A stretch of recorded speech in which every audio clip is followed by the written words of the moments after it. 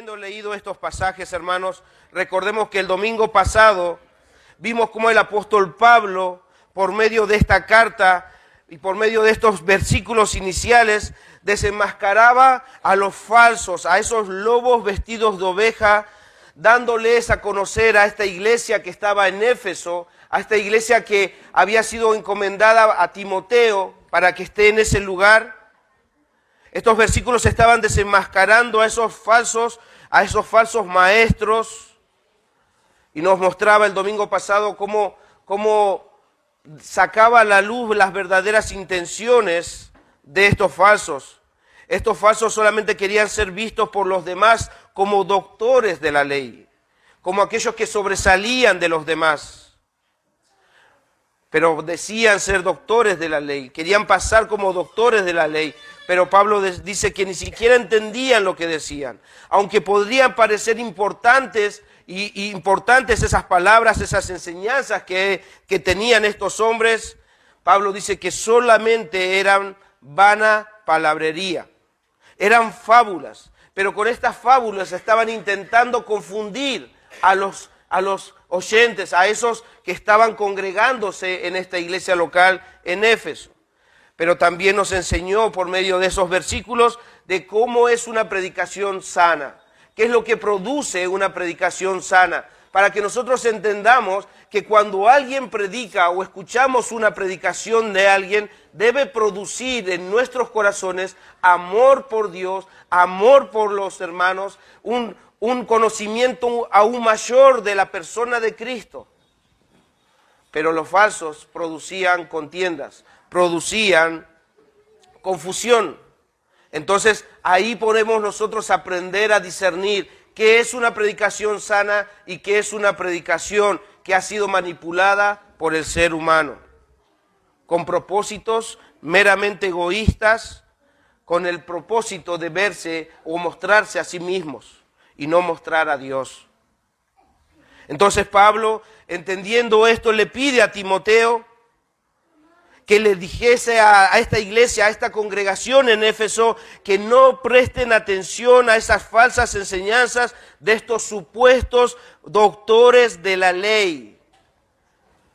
Y ahora debemos entender esto. Pablo le está diciendo, no presten atención a estos que les están hablando acerca de la ley. No les presten atención, parecen ser doctores, parecen ser conocedores de la ley, pero no les presten atención. Pero Pablo no les está diciendo esto porque observar la ley o aprender acerca de la ley sea mala.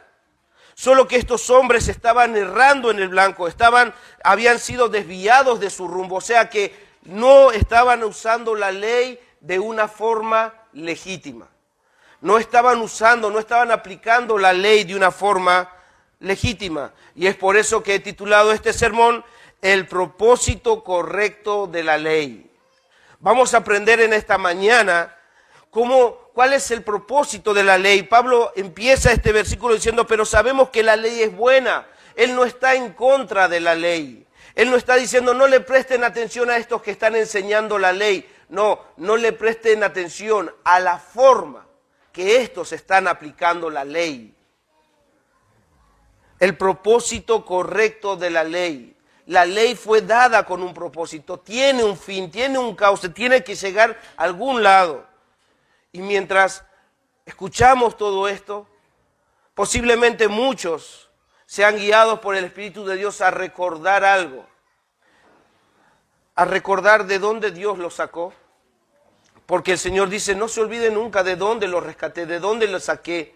Por ahí recordemos, mientras se expone esta palabra, cuál era nuestra condición. Otras personas posiblemente sea la primera vez que van a estar escuchando acerca de esto. Y otros posiblemente sean convencidos de que hasta ahora han estado resistiendo a esto y sean convencidos a que deben doblegar sus rodillas, sus corazones a Dios. El propósito correcto de la ley. Pablo, cuando les estaba diciendo a estos hermanos no presten atención a la ley o a la forma de enseñanza que estos hombres traían, recuerden, no se está oponiendo a la ley. La ley de Dios tiene sus propósitos y son buenos y nos hacen bien observarlos, pero no como estos falsos, como un medio de conseguir algo. Porque Pablo, al igual que Timoteo, estaban convencidos de algo acerca de la ley. Él dice, sabemos, Timoteo, vos y yo sabemos que la ley es buena, pero si se usa correctamente. Él está introduciendo esto después de haberles dicho no le presten atención a ellos. Y siempre hay alguno defensor de la ley que va a decir, va a saltar, el apóstol Pablo está diciendo que no le prestemos atención a la ley. Y entonces él dice, no estoy diciendo esto. Sabemos que la ley es buena si uno la usa legítimamente. En otras traducciones dice, la ley es buena si se usa conforme al propósito que tiene o si se aplica como es debido. La ley es buena, pero si se usa correctamente. Entonces, Pablo no está en contra de la ley. Pablo y Timoteo no están en contra de la ley. Ellos tenían la misma convicción acerca de la ley, esa convicción que también tenía el salmista cuando escribió en el Salmo 19:7. Él decía acerca de la ley esto: la ley de Jehová es perfecta. Por eso es buena, porque es perfecta, que convierte al alma. Tanto Pablo y Timoteo no solamente habían sido instruidos en la ley, sino que habían sido experimentados en la función, en el propósito de la ley. Por eso que también él escribe, este mismo Pablo escribe a los romanos, hablando acerca de la ley, dice que de manera que la ley a la verdad es santa. El mandamiento es santo, justo y bueno. O sea, ¿qué quiero decir con esto? Pablo no está en contra de la ley. No está en contra de la ley. Él no está usando estas palabras para decir, no hagan caso a la ley. Si vamos a observar la ley, hagámoslo de esta forma, correctamente, aplicándolo como es debido.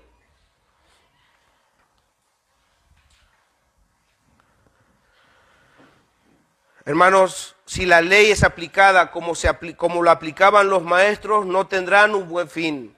Pero si la ley se usa correctamente o es aplicada como es debido, va a cumplir su función. Y es por eso que yo les decía que Dios pueda ayudarme en esta mañana a poder aplicar esto. O sea, más allá de que la enseñanza en sí de la ley, de los mandamientos, todo, tiene un sinfín de aplicaciones. Yo simplemente me voy a limitar a intentar aplicar en esta mañana con esta audiencia, con ustedes. Voy a intentar aplicar correctamente, a ver si el Señor me ha instruido por medio de su palabra. El fin, el aplicar correctamente debe producir algo en cada uno de nosotros. Entonces voy a intentar usar las palabras de Pablo para ver si nosotros hoy, en esta mañana, podemos usar correctamente la ley y así comprender algo muy importante. Esta carta fue escrita hace muchos años y uno podría decir, ya pasó de moda, esta enseñanza ya no tiene vigencia para nosotros.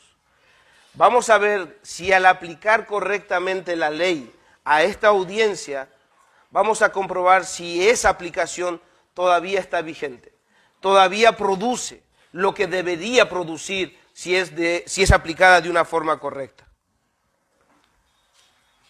Así que Dios me ayude a aplicar su ley legítimamente en esta mañana. Y para eso, primero, vamos a observar la ley como un espejo o como un medio de identificar a alguien.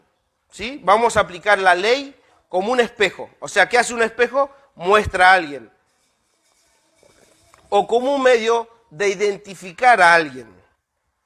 Sigamos la lectura ahí en Timoteo, versículo 9, dice así: conociendo esto, que la ley no fue dada para el justo. Ahí está identificando a alguien, no fue dada para el justo. O sea, que el justo no tiene nada que temer.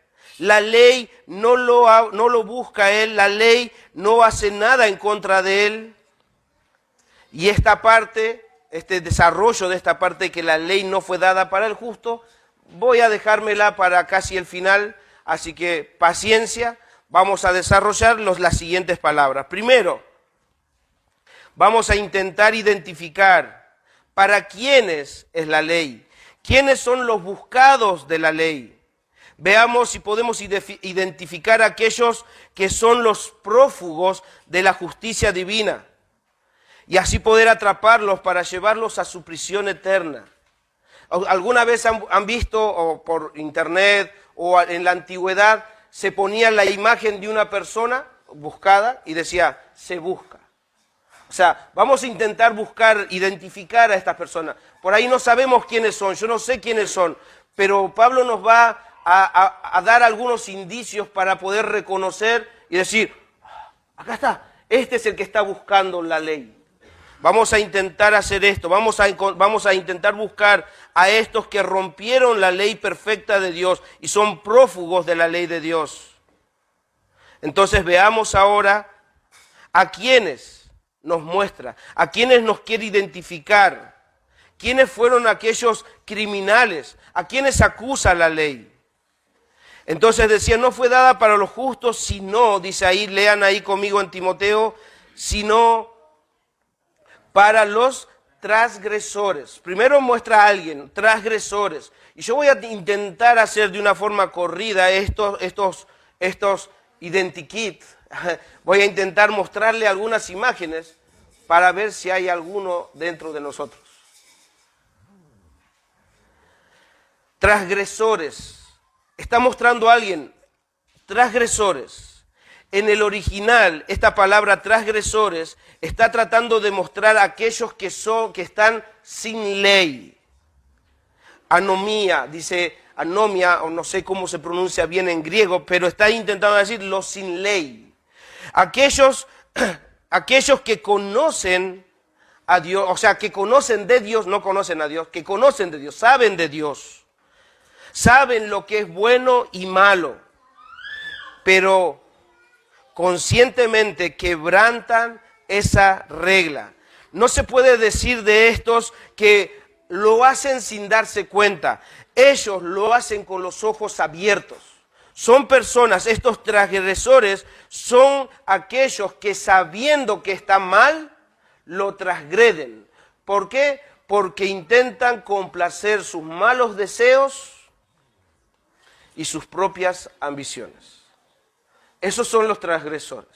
Y mientras escuchamos, hermanos, veamos si hay alguno de nosotros con esta descripción. Sabemos lo que está mal, pero aún así lo hacemos. Sigue diciendo, y los desobedientes. Estos desobedientes son aquellos que se comportan de una forma rebelde. Son los que viven fuera de orden. Se niegan a obedecer cualquier autoridad y principalmente la autoridad de Dios. Son como soldados que se amotinan para desobedecer la voz de mando. Un hermano dice, son o demasiado orgullosos o demasiado indisciplinados para aceptar ningún control. A mí nadie me va a decir cómo tengo que vivir. Yo soy dueño de mi vida. Yo hago lo que a mí se me encanta. Yo vivo como quiero. No se someten a ningún tipo de autoridad. Y si se trata de Dios, menos. Después sigue diciendo, para los impíos. En el griego es asebes. Y esa palabra quiere mostrarnos a alguien sin reverencia. Los impíos son alguien que son irreverentes, sin reverencia hacia Dios. Son los que actúan en rebelión contra las demandas de Dios. Y un hermano dice esto, asebes es una palabra terrible que describe la naturaleza humana en guerra con Dios. Nosotros sabemos que la palabra dice que antes éramos enemigos de Dios. Estos son los impíos, aquellos que muestran irreverencia a las cosas de Dios o a Dios mismo. Y sigue diciendo, y pecadores, dice ahí, ¿no? Para los impíos y pecadores. Los pecadores se les puede conocer como aquellos que no les importa Dios ni la ley de Dios, la transgreden, la desobedecen, no les importa la ley de Dios. Y luego dice para los irreverentes, son aquellos indiferentes que se mantienen indiferentes a lo bueno o santo, o sea, se mantienen indiferentes a Dios. Y luego dice, y profanos. Estos profanos son aquellos que están dispuestos a pisotear lo sagrado, como incluso blasfemar el nombre de Dios, o sea, tomar el nombre de Dios sin el debido respeto, o todo lo que tenga que ver con la adoración a Dios, los profanos. No sé si recuerdan cuando expuse acerca de Nehemías, cuando el sacerdote había llevado a vivir a los enemigos de Dios, dice, ustedes habéis profanado la casa de Dios. O sea, lo sagrado, ustedes pisotearon lo sagrado de Dios. Esos son los profanos, aquellos que pisotean todo lo que es lo sagrado de Dios. Pablo con este primer listado está mostrando crímenes que atentan directamente contra Dios. Esto va de acuerdo con los 10 mandamientos. ¿Qué quiere decir esto? Que esta lista que nos acaba de mostrar Pablo son aquellos pecados que están dentro de los 4 primeros mandamientos. No sé si se dieron cuenta, pero automáticamente se está dando a conocer todo lo que es en contra de Dios. No respetan a Dios, no quieren saber nada de Dios, son irreverentes a Dios, profanan las cosas de Dios. Y todo eso se puede meter dentro de la categoría de los 4 primeros mandamientos. ¿Habrá alguno? ¿Habrá alguno? En ese se busca, ¿podremos apuntar a alguno? Yo conozco un vecino. Un vecino me parece que tiene esas características. No sé si es un vecino, pero bueno, vamos a seguir intentando identificar a estos. El siguiente listado, si este listado primero que di reflejan los 4 primeros mandamientos, los siguientes están dentro de la categoría de los siguientes 6 mandamientos del Decálogo, o sea, hablando acerca de el prójimo, de los unos con los otros o con aquellas otras personas, en relación con otras personas. Y Pablo continúa diciendo esos versículos que estamos leyendo. Yo los separo como para que podamos entender. Ahora va a empezar a hablar con respecto a la relación unos con otros. Dice ahí, para los patricidas y matricidas, estos violan el 5.º mandamiento de honrar a padre y a madre. Lo que está en Éxodo 20, honrarás a tu padre y a tu madre. O sea, mis hermanos, yo estoy tratando de poder llegar o llevarlos de una forma más sencilla, porque la ley se puede aplicar de muchas formas, pero estoy tratando de llevar de una forma más sencilla y directa para que todos podamos entender, tanto niños como jóvenes como grandes. Ahora el apóstol está diciendo los matricidas y los patricidas, aquellos que violan ese mandamiento de honrar a padre o madre. E incluye, hermanos, debemos entender, niños, escuchen por favor, porque el mandamiento no solamente está diciendo matricidas y patricidas son aquellos que matan a los padres, pero este mandamiento incluye algo más. En Éxodo 21:15 dice esto: el que hiere o el que golpea a su padre o a su madre, éste morirá. O sea, no solamente es matarlo. Yo no maté a mi papá ni a mi mamá. Aquel que golpea a su padre y a su madre, ese debe ser condenado a muerte. Bueno, estamos libres. Ese identikit no es para mí. Pero también en Éxodo 21:17 dice esto: igualmente, el que maldijere puede también traducirse el que trata sin respeto o o trata de una forma despreciable a su padre o a su madre, ese también morirá. O sea, no es solo, yo no maté a mi padre y a mi madre, yo no golpeé a mi padre y a mi madre, pero si lo tratas sin el debido respeto, si lo tomas como alguien insignificante, eres culpable. ¿Habrá alguno de estos? Mi hermano que no viene a la iglesia, ese es así. No sé.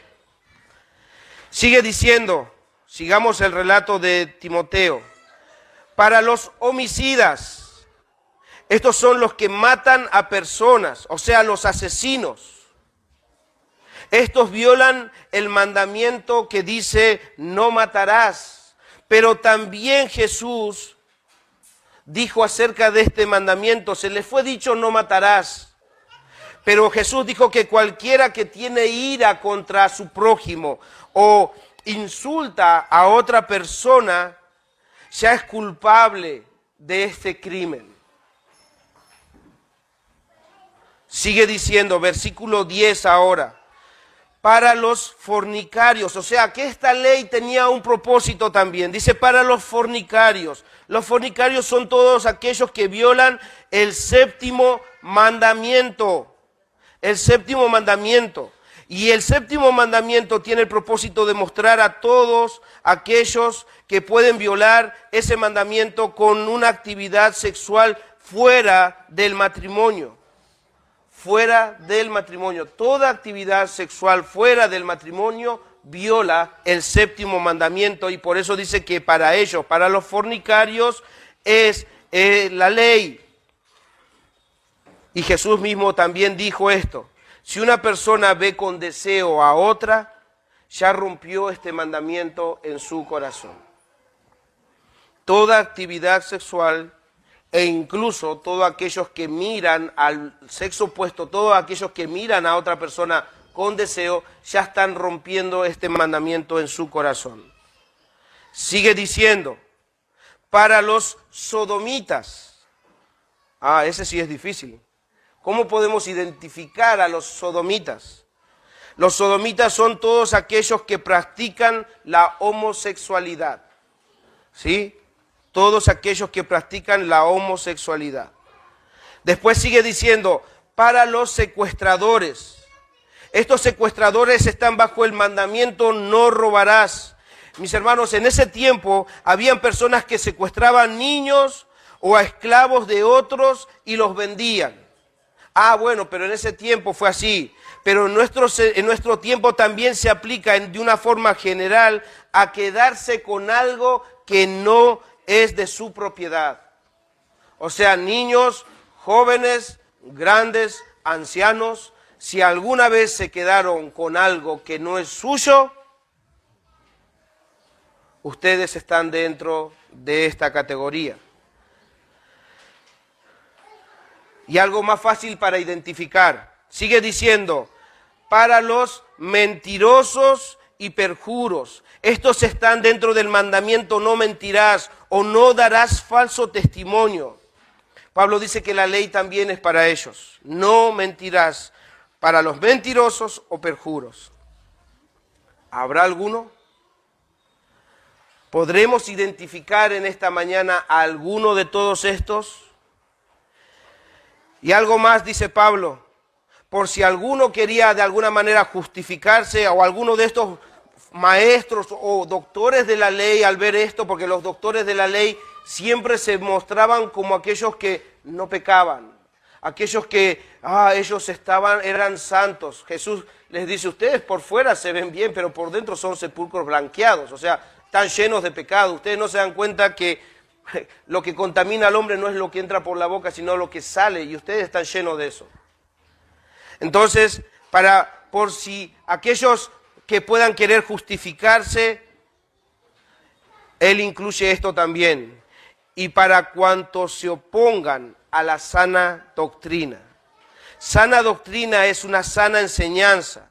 Es un conjunto de verdades que debían ser creídas y abrazadas. Pues esas verdades producían vida espiritual y una vida saludable. Este conjunto de falsos maestros y sus seguidores no abrazaban esta sana enseñanza, pero también para ellos es la ley. No solamente en esa época rechazaban la sana doctrina, hay muchos que incluso se niegan a abrazar la sana doctrina en nuestros días. Hay muchos que posiblemente estemos escuchando y estemos dudando, ¿esto será sana doctrina? ¿Será sana enseñanza? Entonces se resisten a abrazar eso. Entonces la ley también es para ellos, para cuantos se opongan a la sana doctrina. La ley también es para ellos. Ahora vamos a seguir, pero quiero hacerles una nota, abrir un paréntesis de algo para que podamos observar. Observar algo, una nota nada más. Me pareció interesante poder hablar sobre este tema. No sé cuántos de ustedes escucharon decir alguna vez, o incluso por ahí piensan o pensaban decir esto, o pensaban esto, o escucharon esto, o dijeron esto. Qué difícil es ser cristiano en nuestros días. Qué difícil es ser cristiano en nuestros días, en esta sociedad moderna, donde hay tanto libertinaje, donde hay tantas cosas perversas. Qué difícil es ser cristiano. Seguro que antes era más fácil, porque no había todas estas cosas. Hermanos, si piensan esto después de haber escuchado lo que leímos, me parece que hay que resetear nuestra forma de ver la realidad en la cual estamos. Mis hermanos, estos pasajes que acabo de citar nos muestran el tipo de sociedad que tenía la iglesia cristiana cuando empezó a crecer. O sea, esto que leí acá, lo que acabo de leer, eso ya existía, eso estaba habiendo en los días de la iglesia de Éfeso, en la iglesia primitiva, cuando la iglesia estaba teniendo su auge, estaba iniciando. Tenían que luchar con todos estos pecados que nosotros estamos ahora escuchando. Esta lista de pecados es como un álbum de fotos. Hermanos, es como un álbum de fotos del pasado. Es como ver el diario de esa época. ¿Viste? Cuando vemos el diario vemos distintos tipos de noticias. Bueno, es como que con esto nos encontramos el diario de esa época. Mirá. ¿En qué ambiente, en qué situación, en qué sociedad se movían los primeros cristianos? Así que, mis hermanos, no es más difícil ahora que antes. Era lo mismo. No es que antes tenía más o menos, no, era la misma circunstancia. Cualquier parecido con la realidad no es mera coincidencia, es igual. O sea, nos está mostrando no algo figurativo, nos está mostrando la realidad de esa época. No era nada fácil, hermanos, para los primeros cristianos vivir en esos días. Pero estos hermanos se esforzaban, para vivir y reflejar a Cristo en ese contexto donde los pecados eran así como los de ahora.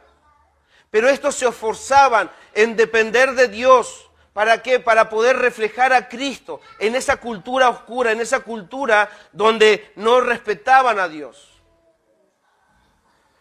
Y también puedo decirles, mis hermanos, que para nuestros días tampoco es fácil. No digo que para nosotros es fácil, pero debemos aprender algo. Debemos esforzarnos y depender del Espíritu de nuestro Dios para vivir en nuestros días como verdaderos seguidores de Cristo y reflejar lo que estos hermanos reflejaron en su tiempo.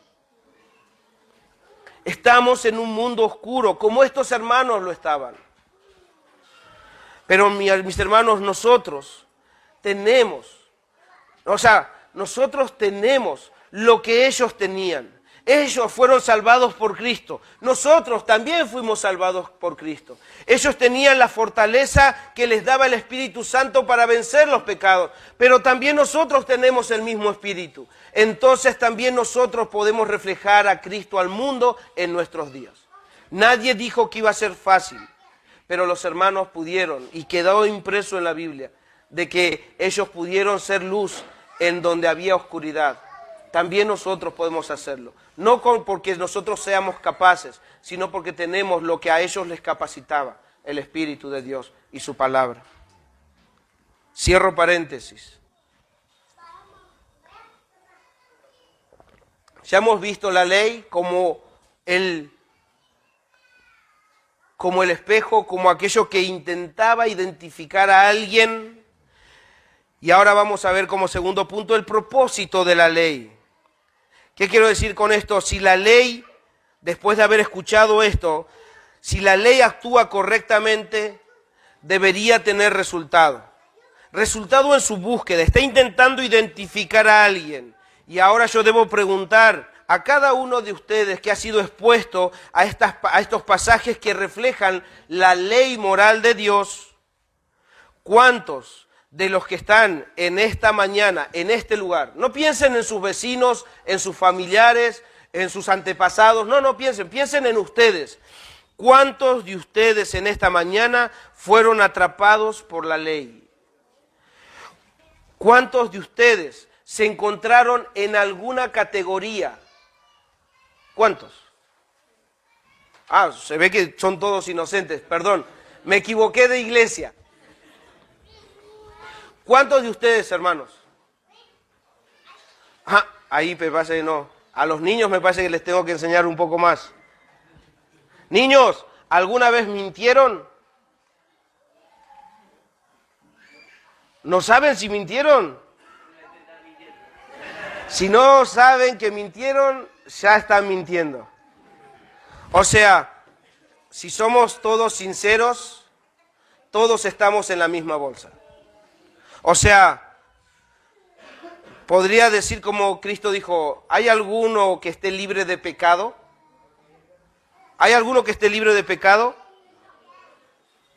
O sea, vos ya te vas a enterar que no estás libre de pecado. Mis hermanos, no hay ninguno que no haya quebrantado la ley moral de Dios. No hace falta quebrantar los 10 para darme cuenta de decir, sí, yo... No, con que hayas quebrantado una de esta ley buena, santa y justa, ya te hace culpable delante del tribunal de Dios. O sea que la ley vino a buscarte, la ley te atrapa, la ley te dice, eres culpable. Eres culpable. Y ese es uno de los propósitos de la ley. Mis hermanos, la ley está puesta para convencernos de pecado, para que nosotros podamos ser sinceros y veamos la ley de Dios mostrándonos que somos pecadores. Somos pecadores. Y si no te ves de esa forma, todavía la ley no está cumpliendo su función o posiblemente yo no la esté aplicando correctamente. Pero la función de la ley es mostrarnos como un espejo que somos pecadores. Ese identikit que dice se busca, resulta que la imagen, la foto de ese que se busca es tu imagen. Es tu persona, tu foto está ahí. Dios está buscando a pecadores y los ha encontrado. La ley estaba buscando a esos pecadores y los encontró. Estaban prófugos, no se daban cuenta, decían que no se daban cuenta si mintieron o no mintieron. La Biblia dice que todo hombre es mentiroso. Me encontró. Me encontró. La ley nos encuentra, nos acorrala, nos encierra para mostrarnos que tenemos la condición de pecadores, somos pecadores. Pablo mismo decía, si la ley a mí no me decía no codiciarás, yo no hubiese sabido que codiciar era pecado. Entonces Pablo ve que su codicia era malo, se ve como un codiciador. ¿Cuándo? Cuando la ley le dijo no codiciarás. Entonces soy un pecador, dijo Pablo. Soy un pecador. La ley dice no mentirás. Yo mentí, entonces eres un pecador. La ley nos atrapa. La ley nos deja sin palabras de justificación. Siempre vamos a intentar justificar nuestro pecado. Bueno, pero fue una mentirita piadosa, una mentirita chiquita. Bueno, pero no me quedé con $1.000.000, me quedé con un clavo, me quedé con un destornillador. Eso no tiene tanto valor, mi hermano, no es tuyo. ¿Y cuántos de nosotros hemos hecho eso? Nos hemos quedado, papá nos mandaba con un mandado y resulta que el vuelto para el chanchito.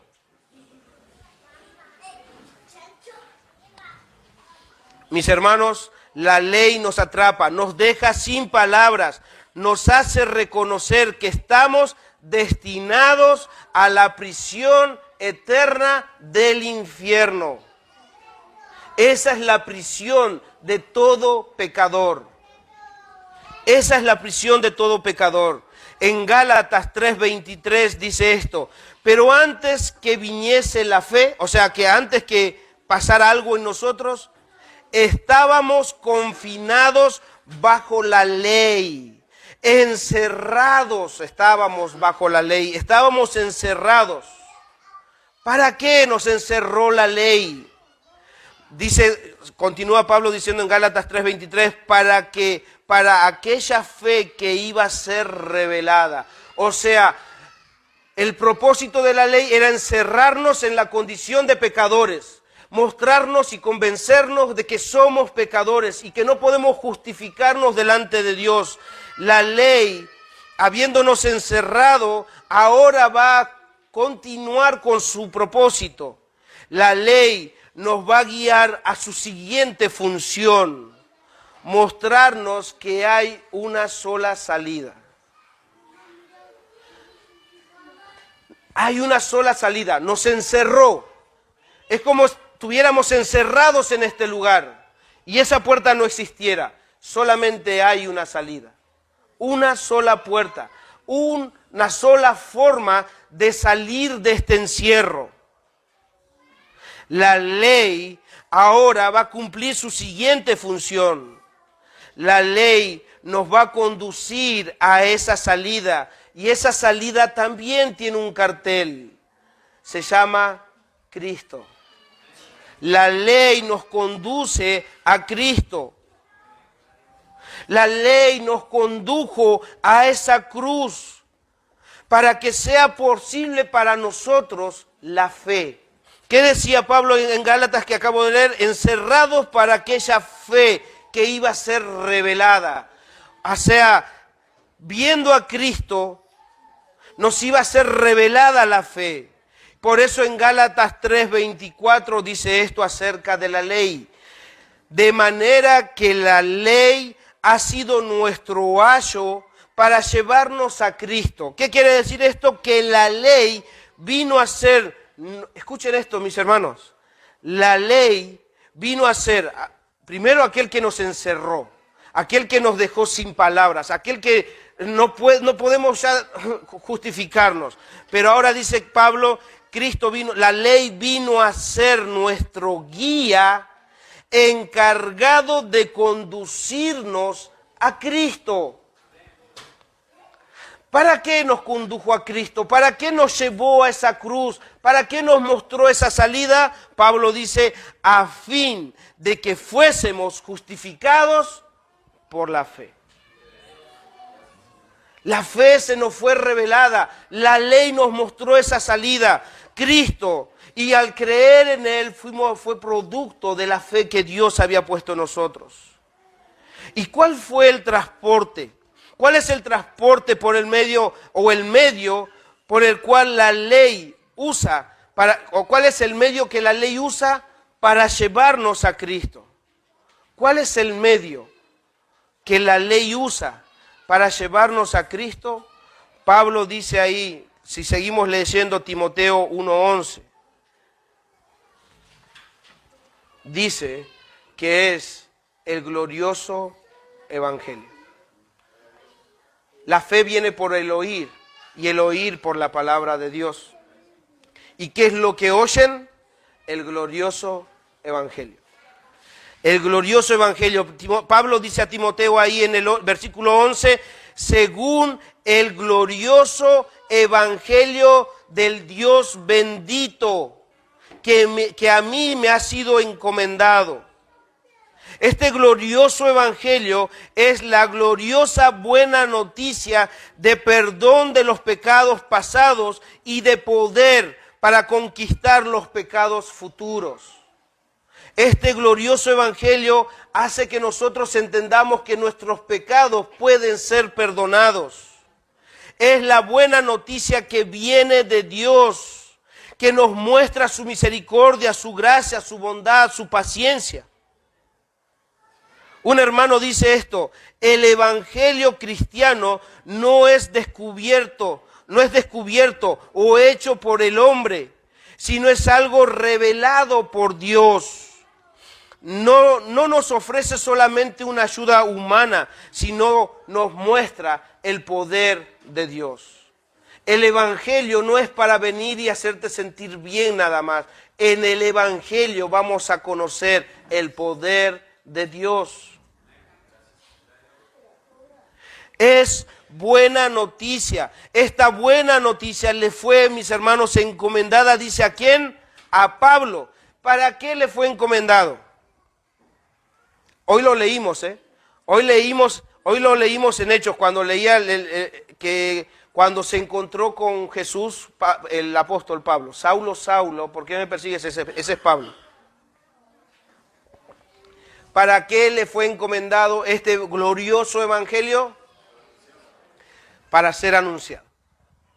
Este Pablo estaba anunciando este glorioso evangelio. Él estaba cumpliendo su tarea. Y de tal forma, mis hermanos, cumplieron su tarea los cristianos primitivos, que ese evangelio, mis hermanos, nos ha llegado a nosotros.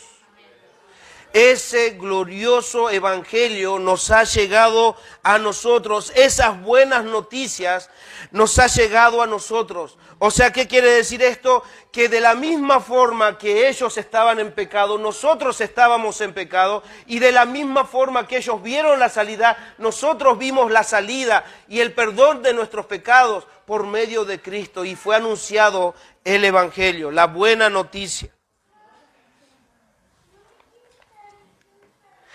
Y si nos ha llegado a nosotros, si Cristo le encomendó esto a sus discípulos, le encomendó a Pablo que llevase este evangelio y anuncie a todos, y nos ha llegado a nosotros,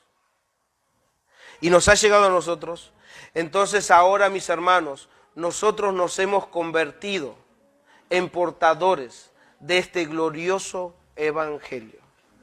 Y este glorioso evangelio, mis hermanos, no puede ser callado.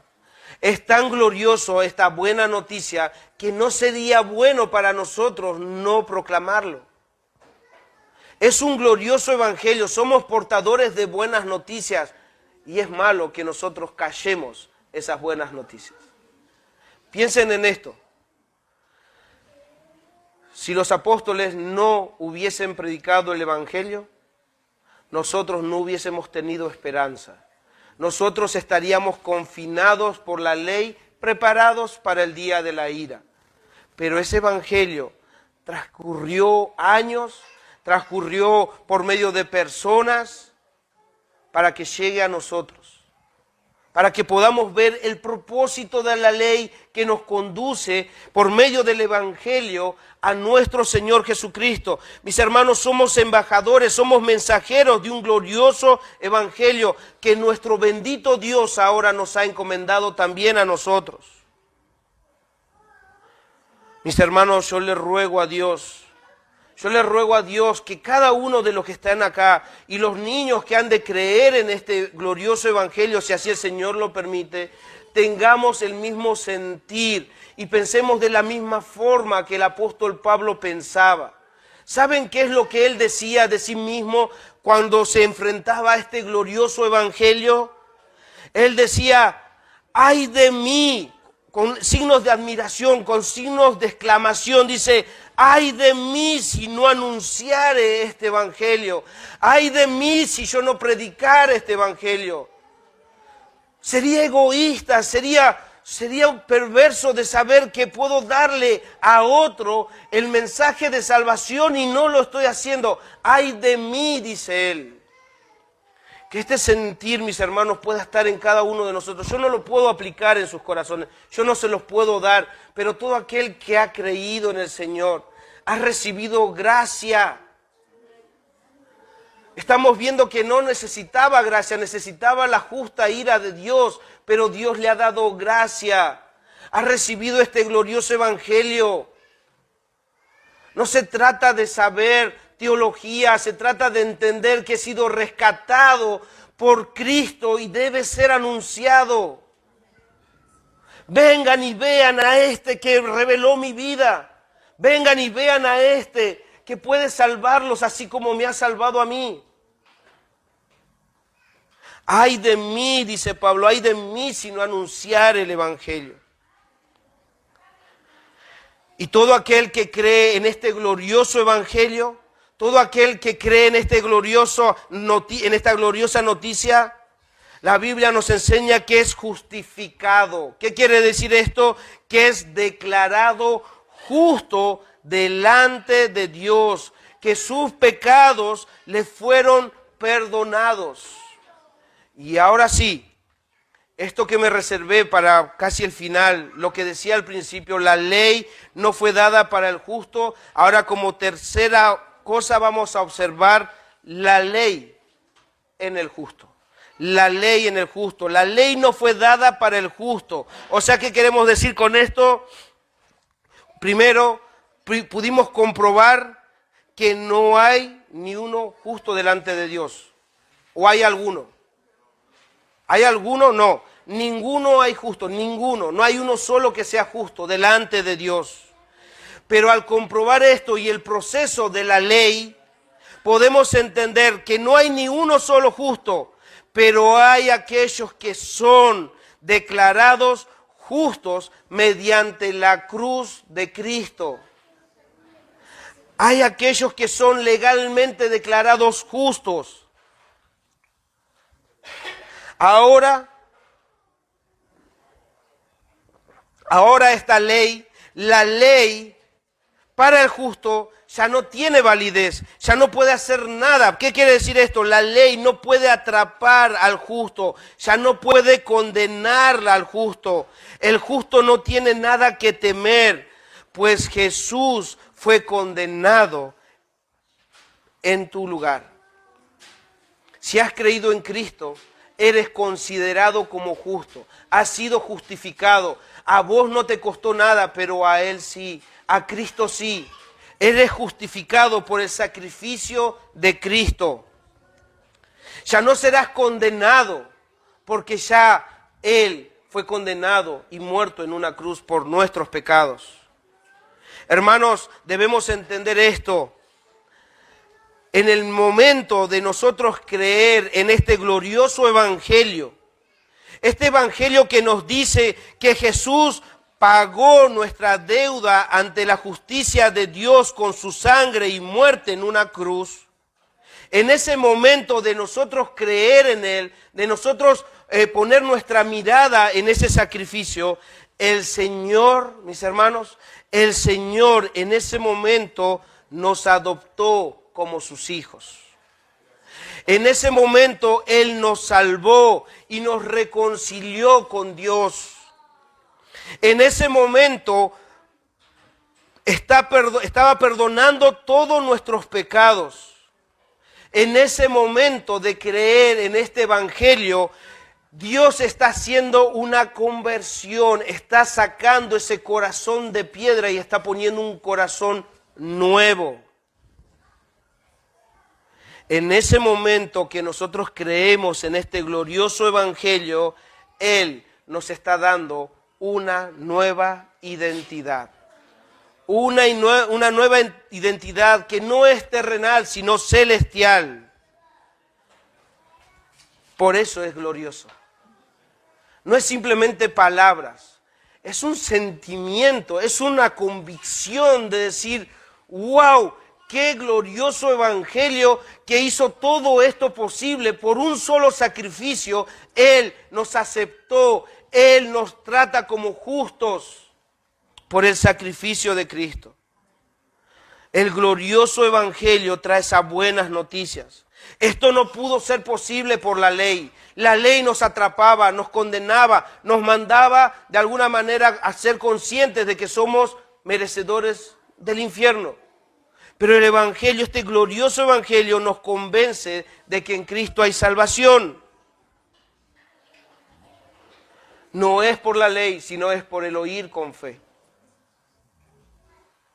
Entonces, incluso como les decía, esto nos recuerda a nosotros de dónde Dios nos sacó. Aquellos que creyeron en este evangelio, les recuerda la condición en la cual se encontraban. Pero si hay alguno que es por primera vez que está siendo convencido de que es un pecador, debe ser también convencido de que hay esa salida. Si estás siendo por primera vez convencido de que el cartelito tiene tu imagen, de que se busca y esa imagen que está ahí es tu foto, no tiene salida, la ley ya te atrapó, pero hay alguien que ya pagó. Y si has estado luchando por mucho tiempo, intentando decir, bueno, pero debe haber algo bueno en mí, y pensar que de alguna manera vos podrías ganarte la salvación, ahora no tenés ninguna excusa, no puedes hacerlo. Hay una sola salida y ese es Cristo. Entonces todos en esta mañana que han sido por primera vez convencidos de que son pecadores deben arrepentirse de sus pecados y poner su fe en aquel que fue colgado en el madero.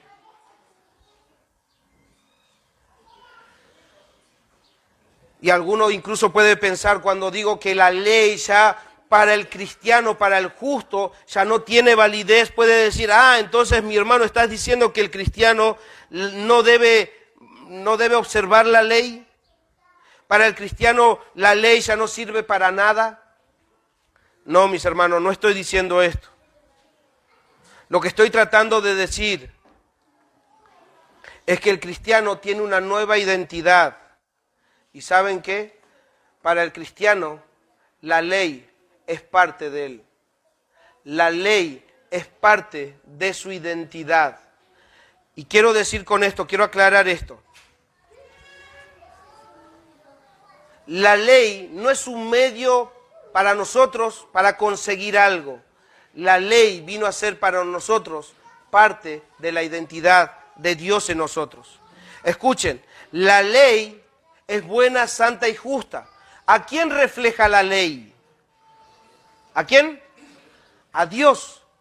La ley muestra el carácter de Dios, muestra los atributos de Dios.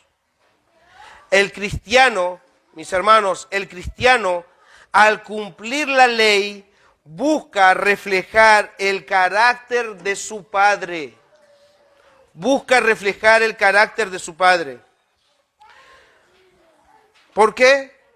Porque ya es hijo de Dios. No lo hace para ser hijo o para ser aceptado. El cristiano lo hace porque ya es parte de la familia de Dios. ¿Se entiende la diferencia? El cristiano no lo hace para ser hijo o ser aceptado. El cristiano busca cumplir la ley porque ya es parte de la familia de Dios.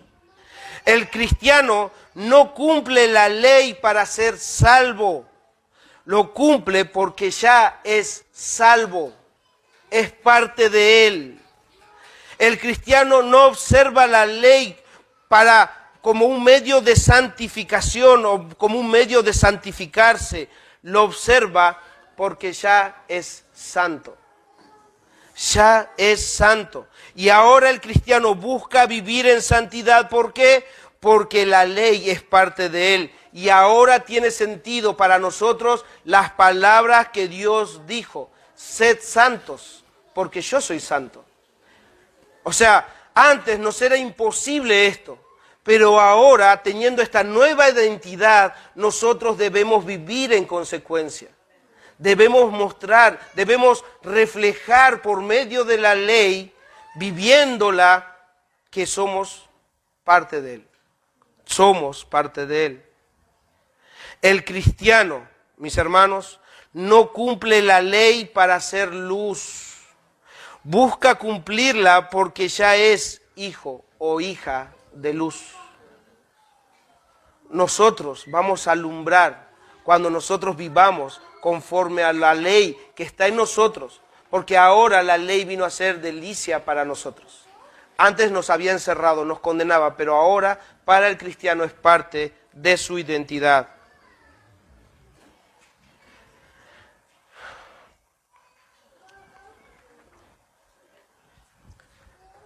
Como dice en Ezequiel, ¿no? Dios nos quita el corazón de piedra, nos pone un corazón nuevo. Ahora Dios mismo, habiendo hecho esa obra, nos enseña a andar en sus estatutos y en sus ordenanzas. ¿Por qué? Porque somos su pueblo. Somos su pueblo. La ley nos confinaba, pero ahora la ley viene a ser la guía para nosotros ver a nuestro Dios y poder andar con Él. Conclusión, para terminar.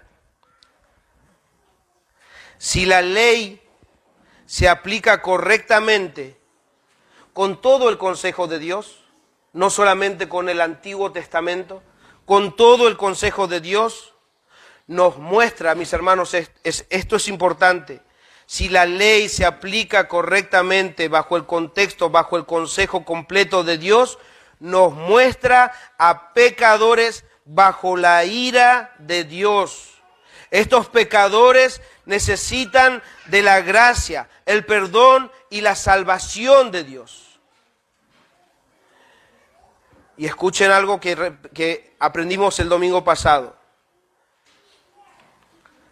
Pero como Dios no puede tomar como inocente al culpable, o sea, la ley nos hace culpable a todos, y como Dios no puede tomar por inocente al culpable, nos conduce a aquel que fue colgado en una cruz. Él nos conduce a que podamos ver a aquel que murió y resucitó. ¿Para qué? Para darnos garantía de nuestra salvación. Solo ahí, mis hermanos, solo en esa cruz, solo en esa resurrección, y nosotros al creer en Él, va a producirse la completa y perfecta aplicación de la ley. La ley por sí sola no produce en nosotros vida, pero la ley, por medio del Evangelio llevados a los pies de Cristo a esa cruz, produce vida y vida eterna. La ley es buena, es santa y justa si se aplica correctamente, si se aplica de una forma adecuada. Y esta sería la forma de aplicarla en nuestras vidas. La ley es buena si se aplica